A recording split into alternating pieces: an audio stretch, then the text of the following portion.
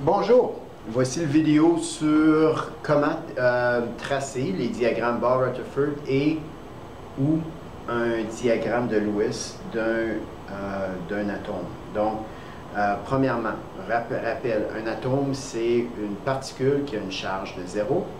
Un ion c'est une particule qui a soit une charge positive qui est un cation ou une charge négative qui est un anion.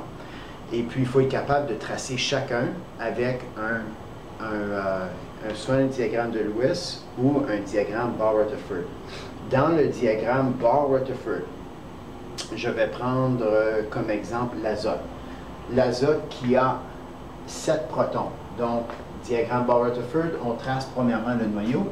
P est égal à 7 plus. Donc, ça veut dire que j'ai 7 charges positives. J'ai 7 protons. Ceux-ci se retrouvent dans un noyau. Maintenant, si ceci c'est un atome, la charge totale est de 0. La charge nette est 0. Donc, j'ai 7 charges positives. J'ai 7 charges négatives. Donc, la charge nette est 0. Donc, si j'ai 7 charges négatives, ça veut dire que j'ai 7 électrons à placer. Comment qu'on les place? Dans le premier orbital, ou la première couche, on va retrouver 2 électrons. J'ai placé 2 électrons, il m'en reste 5 à placer.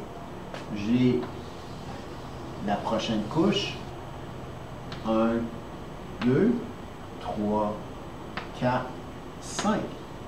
J'ai maintenant le diagramme Barr-Rutherford de l'azote avec le noyau avec 7 protons et il y a 7 électrons autour. Maintenant, disons que ceci c'est un ion. L'ion le plus facile pour l'azote à former, c'est d'ajouter 3 électrons. Donc on ajoute 3 électrons. C'est maintenant, il va y avoir 10 charges négatives. J'ai 7 charges positives, 10 charges négatives, ça veut dire que la charge totale est de 3 charges, et de 3 moins. Okay, donc, on met le symbole devant le nombre. Donc,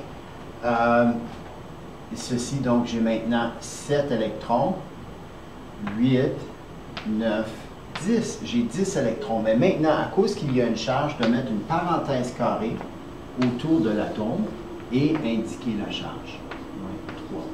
Ceci, ça veut dire qu'il y a 3 électrons de plus que le nombre de protons dans cette particule. Ceci, c'est un anion. Maintenant, ceci, c'est le diagramme Barr-Rutherford d'un anion.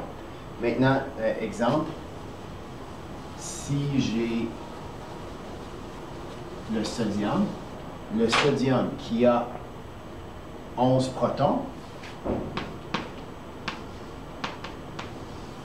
Maintenant, 11 protons, ça veut dire que si c'est un atome, je place 11 électrons. 1, 2, 3, 4, 5, 6, 7, 8, 9, 10. Il m'en reste une autre couche.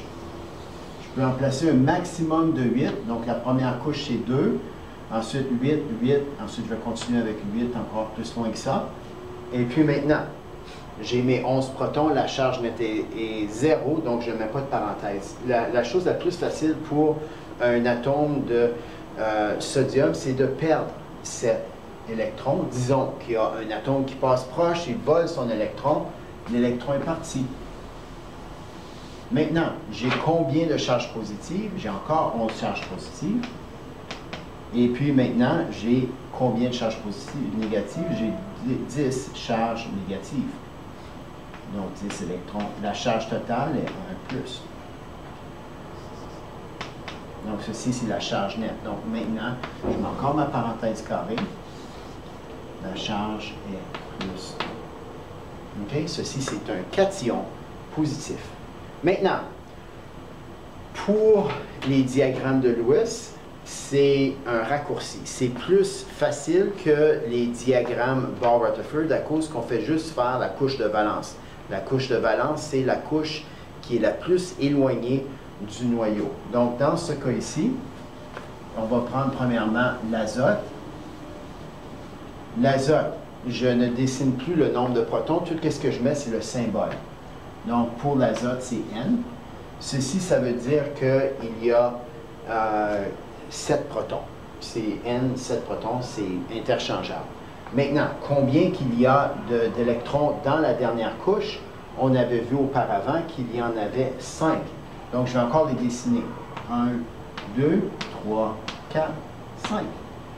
Et voici pour l'atome d'azote selon le diagramme de Lewis.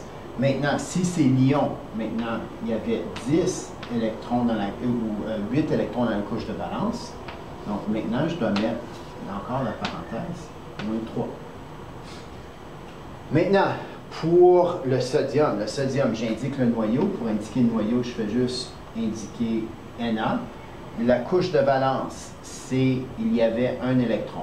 Donc, ceci, c'est le diagramme de Lewis de l'atome de sodium. Maintenant, si c'est l'ion du sodium perd son électron, j'ai seulement à mettre Na. Ceci, ça l'indique que j'ai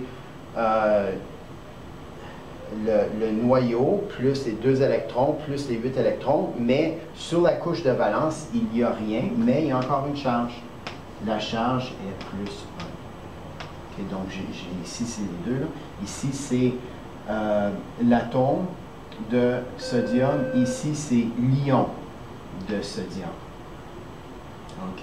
Qui est, la charge est plus 1. Attention à tous les membres de l'équipe de soccer garçons seniors. On a